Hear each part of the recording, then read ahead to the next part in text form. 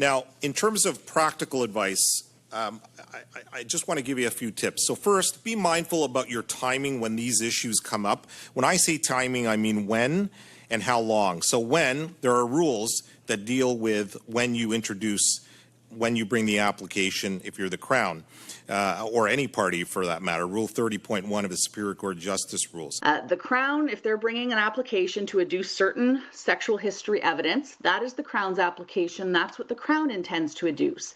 If defense wants to adduce any details or any other sexual history evidence beyond the Crown's application, that's a defense application, a Defense 276 application. And in fact, the Supreme Court has actually gone farther than that in Goldfinch.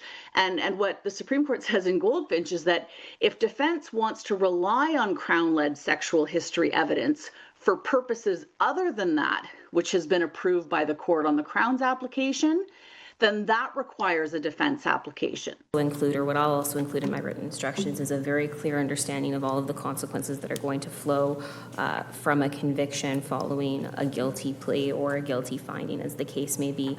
And that's going to include the details of a prospective driving prohibition, the details of a driver's license suspension, details like the types of conveyances that are going to be covered by both, because of what we were just saying about how prohibitions and suspensions apply to those matters.